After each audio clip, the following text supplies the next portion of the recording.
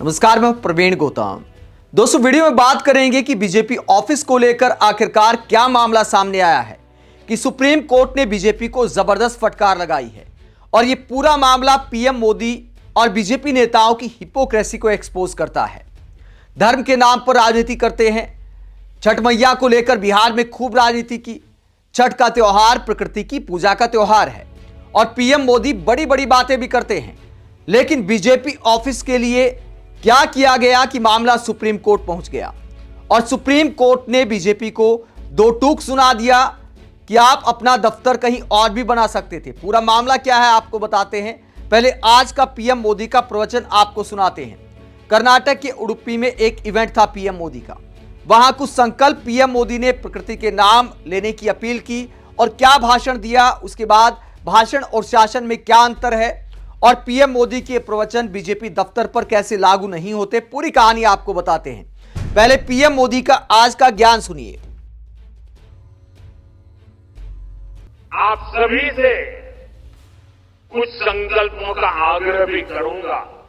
ये आग्रह 9 संकल्प की तरह है जो हमारे वर्तमान और भविष्य के लिए बहुत आवश्यक है।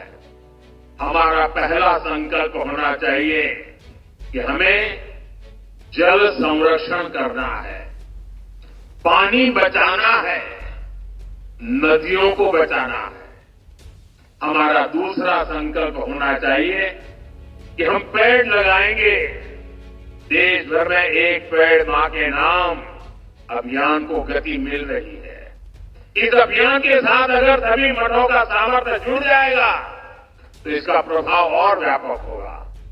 तीसरा संकल्प कि हम देश के कम से कम एक गरीब का जीवन सुधारने का प्रयास करें। मैं ज्यादा नहीं कह रहा हूं। चौथा संकल्प स्वदेशी का विचार होना चाहिए। एक जिम्मेदार नागरिक के रूप में हम सब स्वदेशी को अपनाएं। आज भारत आत्मनिर्भर भारत और स्वदेशी के मंत्र पर आगे बढ़ रहा है। हमारी अर्थव्यवस्था, हमारे उद्योग, हमारी टेक्नोलॉजी सब अपने पैरों पर मजबूती से खड़े हो रहे हैं। इसलिए हमें जोर शोर से कहना है, वोकल और लोकल। 5वें संकल्प के रूप में हमें नेचुरल फार्मिंग को बढ़ावा देना है। हमारा छठा संकल्प होना चाहिए कि हम हेल्दी लाइफस्टाइल को अपनाएंगे, मिलेट्स अपनाएंगे और खाने में तेल की मात्रा कम करेंगे। हमारा 7वां संकल्प ये हो कि हम योग को अपनाएं, इसे जीवन का हिस्सा बनाएं। 8वां संकल्प मैन्युस्क्रिप्ट्स, पांडुलिपियों के संरक्षण में सहयोग करें। हमारे देश का बहुत सा पुरातन ज्ञान पांडुलिपियों में छिपा हुआ है। इस ज्ञान को संरक्षित करने के लिए केंद्र सरकार ज्ञान भारतम मिशन पर काम कर रही है।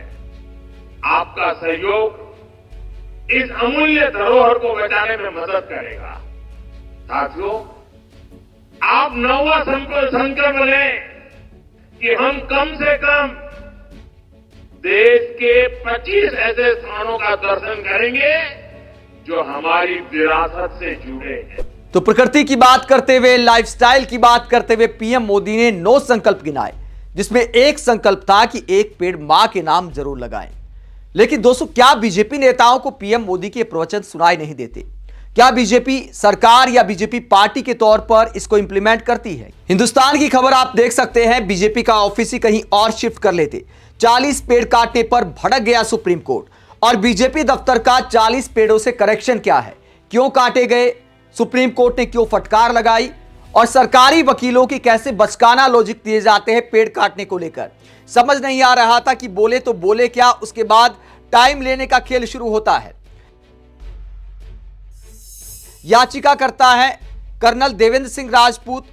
उनके वकील पेश हुए और उन्होंने आरोप लगाया कि जिस रोड के किनारे पेड़ काटे गए हैं वो सीधी बीजेपी ऑफिस तक जाती है। इसके बाद बेंच ने कहा कि ये पर्यावरण के प्रति लापरवाही का उदाहरण है। तो करनाल में बीजेपी ऑफिस की तरफ जो रास्ता जाता है उस पर ये पेड़ काटे गए हैं। तो याचिकाकर्ता का कहना है कि बीजेपी ऑफिस का रास्ता चौड़ा करने के लिए 40 हरे भरे पेड़ काट दिए गए। और सुप्रीम कोर्ट ने इस मामले को लेकर फिर क्या फटकार लगाई है, सरकार की तरफ से क्या कहा गया। सुप्रीम कोर्ट ने 40 हरे पेड़ों को काटने को लेकर हरियाणा के करनाल प्रशासन को जमकर फटकार लगाई। बीजेपी के कार्यालय की ओर जाने वाली सड़क चौड़ी करने के लिए कम से कम 40 हरे पेड़ों को काट दिया गया। जस्टिस जेबी पारदीवाला और केवी विश्वनाथन की बेंच ने कहा कि राजनेताओं की सुविधा के लिए इस तरह का कदम उठाना बेहद हैरान करने वाला है। हरियाणा शहरी विकास परिषद की ओर से कोर्ट में पेश हुए additional solicitor general Vikramjit Banerjee ने कहा कि जवाब देने के लिए उन्हें कुछ समय दिया जाए। तो सरकार ने समय मांगा है। आगे जस्टिस पारदीवाला ने कहा कि आखिर इस तरह से पेड़ काटने की जरूरत क्या थी, क्या राज्य के पास इस तरह से पेड़ काटने का अधिकार है। जब यह सवाल पूछा गया तो सरकार की तरफ से कहा गया कि ट्रैफिक जाम से निपटने के लिए 40 पेड़ काटे गए थे। तो इस तरह का बहाना बनाया गया। जस्टिस पारदीवाला ने कहा कि बहुत ही क्रूर कदम था। यह और भी हैरान करने वाला है कि प्रशासन ने एक राजनीतिक कार्यालय तक पहुंचने के लिए ग्रीन बेल्ट ही खत्म कर दी। उन्होंने कहा कि अगर ऑफिस के लिए चौड़ा रास्ता चाहिए था तो कार्यालय ही कहीं और शिफ्ट कर लेते। फिर सरकार ने कहा कि राज्य इस नुकसान की भरपाई करेगा। इस पर जस्टिस पारदीवाला ने कहा कि पेड़ों का जो नुकसान हुआ है उसकी भरपाई नहीं हो सकती। उन्होंने कहा कि भरपाई से क्या मतलब है, आप एक पेड़ की जान ले लेते हैं तो आखिर भरपाई किसके लिए करेंगे। हम इसे बहुत गंभीरता से लेंगे। आपको 40 पेड़ इस तरह से नहीं काटने चाहिए थे। इसके बाद एडिशनल सोलिसिटर जनरल की तरफ से एक और बहाना बनाया जाता है कि यह कदम स्थानीय लोगों के दबाव के चलते उठाया गया है। तो फिर जज साहब ने कहा कि अच्छा, क्या हमें स्थानीय लोगों से भी पूछना पड़ेगा। तो सरकार का पक्ष रखने वालों के पास कोई सीधा जवाब नहीं था। याचिकाकर्ता का कहना है कि इस तरह से पेड़ काटना परिषद के अधिकार में नहीं है। यह सड़क सेक्टर रोड और नेशनल हाईवे के बीच लिंक रोड थी। ऐसे में इसके बारे में फैसला national highway authority of India को करना चाहिए था। कोर्ट ने कहा कि सरकार इन 40 पेड़ों के लिए जिम्मेदार है। कोर्ट ने सरकार को 2 सप्ताह के अंदर जवाब दाखिल करने को कहा है। तो यह पूरा मामला है कि एक तरफ देश के प्रधानमंत्री एक पेड़ मां के नाम लगाने की अपील करते हैं, वहीं बीजेपी दफ्तर की तरफ जाने वाले रास्ते को चौड़ा करने के लिए हरे भरे पेड़ों को काट दिया जाता है। इसे लेकर विपक्षी नेता भी अब निशाना साध रहे हैं। आम आदमी पार्टी ने कहा कि हरियाणा के करनाल में बीजेपी ने अपने आलीशान दफ्तर बनवाने के लिए पेड़ कटवा दिए।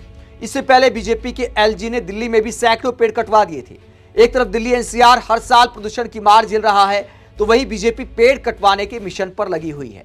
दोस्तों, बात सिर्फ करनाल या दिल्ली की नहीं है। बहुत सारी खबरें ऐसी आती हैं जो इस बात को दिखाती हैं कि सरकार को पर्यावरण की कितनी चिंता है। बहुत सारे ऐसे प्रोजेक्ट हैं जो पर्यावरण के खिलाफ बताए जाते हैं, लेकिन सरकार उन पर झुकने को तैयार नहीं होती। कोई आंदोलन करता है तो उस पर ही कार्रवाई हो जाती है। जंगल बचाने के लिए कितने आंदोलन होते हैं, बीजेपी नेता उनका कितना सपोर्ट करते हैं। ऐसे में एक पेड़ मां के नाम मुहिम चलाकर आखिरकार क्या हो जाएगा। आप पीएम मोदी और बीजेपी की ऐसी हिपोक्रेसी को लेकर क्या सोचते हैं, कमेंट बॉक्स पर अपनी राय जरूर दें। साथ ही चैनल को सब्सक्राइब भी करें। नमस्कार।